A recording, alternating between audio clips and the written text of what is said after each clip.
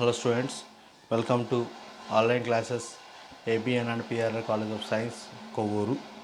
So, sixth semester, third week of vocational paper tally with GST. Paper tally with GST. So, Unit 5 payment of GST topic is a record to be maintained under GST. Record to be maintained under GST. So ఈరోజు మనం చెప్పుకునే టాపిక్లు ఏంటంటే every tax payer registered under GST must be maintained to record to all the principals of places of business. So GST కింద నమోదు ప్రతి చెల్లింపుదారుడు కూడా ప్రధానంగా వ్యాపార ప్రదేశంలో అన్ని రకాల రికార్డులను తప్పనిసరిగా నిర్వహించాలని మనం చెప్తున్నారండి. దాంట్లో మొట్టమొదటిగా ఏంటంటే అకౌంట్స్ ఆధార్ రికార్డ్స్. సో ఖాతాలు మరియు ఇతర రికార్డులు ఉన్నది మెయింటైన్ చేస్తూ ఉండాలండి. So every register person is required to keep and maintain all records at this principle place of the business. So ప్రతి పన్ను చెల్లింపుదారుడు ప్రధాన వ్యాపార ప్రదేశంలో అన్ని రకాల రికార్డులు తప్పనిసరిగా నిర్వహించాలండి. సో క్రింది వ్యక్తులు తప్పనిసరిగా ఈ యొక్క నిర్దిష్ట రికార్డు నిర్వహించాలని చెప్తున్నారండి. So person must be maintain the accounts under GST. It the representative of the books following the person maintain the specific records. So owner, యజమాని, operator on warehouse of the godown, any other replace and use the storage of the goods. So గిడ్డంగి అంటే ఇవి godowns లేదా godown యొక్క operator లేదా వస్తువు యొక్క నిల్వ చేయడానికి ఉపయోగించే ఇతర స్థలాల్లో బుక్స్ అనేది మెయింటైన్ చేయాలి. ఎవ్రీ ట్రాన్స్పోర్టర్ ప్రతి రవాణాదారుడు కూడా మెయింటైన్ చేయాలి.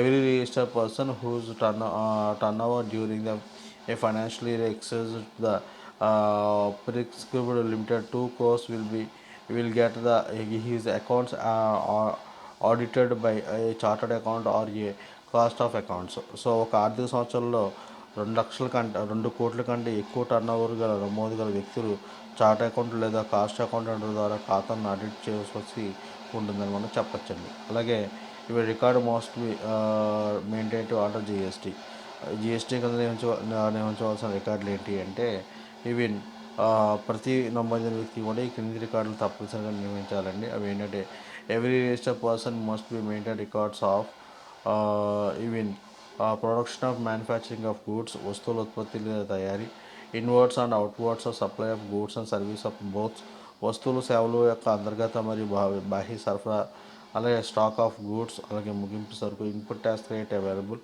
పొందిన ఇన్పుట్ ట్యాక్స్ క్రియేట్ని, అలాగే అవుట్పుట్ ట్యాక్స్ పేబుల్ పేడ్, చెల్లింపు మరియు చెల్లింపు అవుట్పుట్ పన్ను, అలాగే output other participant the maybe సూచించిన ఈ విధంగా ఇతర వివరాలు. అలాగే accounts with most be maintain under GST. అదే జిఎస్టీ కింద కాదాలు ఏంటంటే ఉదాహరణకి for example under GST trader has maintain following accounts apart from the accounts like A purchase and sales.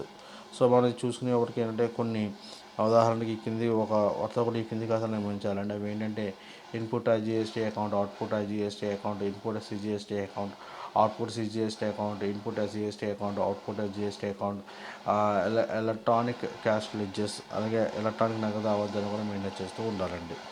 అలాగే two accounts enter under GST, accounting entries under GST. So GST కింద ఖాతా పద్ధతులు కూడా enter చేస్తూ ఉండాలి. ఇన్ కేస్ ఆఫ్ ఇంటీగల్ ట్రాన్సాక్షన్ చాలా challenges GST will be bring in many areas of the business including accounting of the books keeping.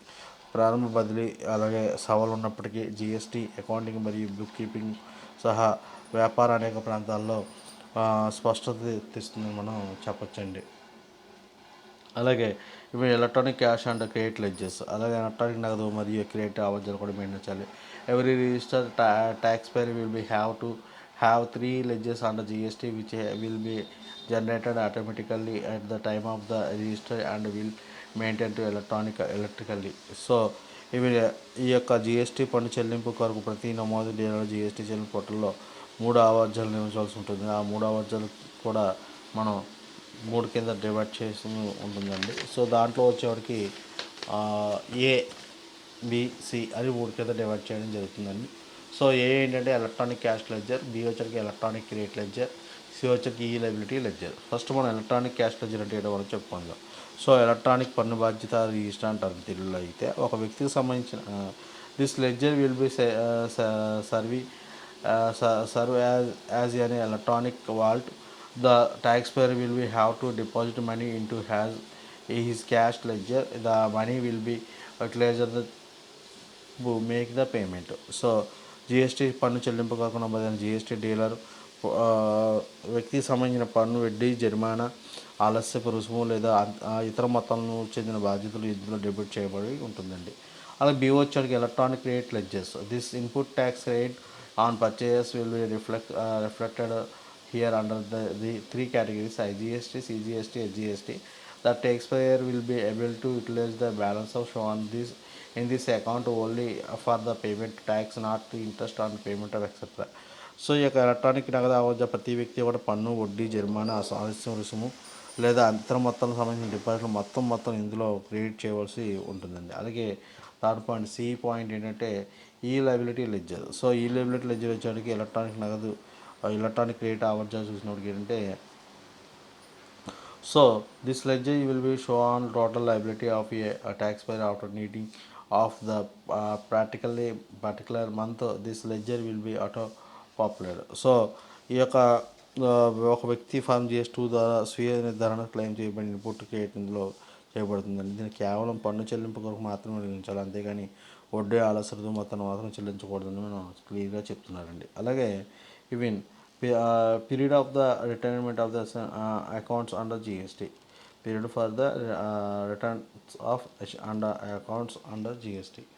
So ఇవి వచ్చేటికి మనం చూసుకునేప్పటికి as per the GST act every registered taxable person must be maintain the accounts books of the records for at least 70 months 6 years in period of will be contained from the last date of the filing annually returns that year, last date of the filing annual returns of the 31st December following year.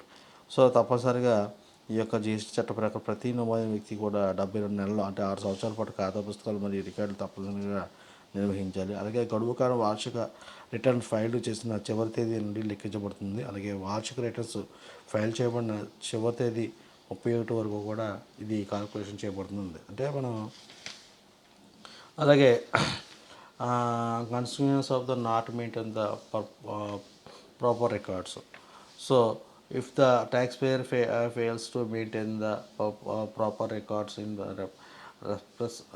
represent of goods service, then proper officers shall treat such as a unconsidered goods service as if the taxpayer had supplied them. The officers will be determining the tax liability on such a uncounted goods. The taxpayer person will be requiring pay the tax liability calculated along with the penalty.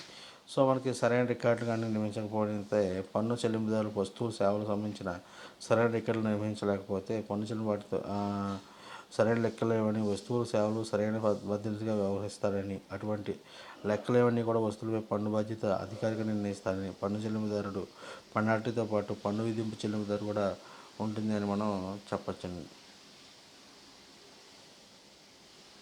Penalty.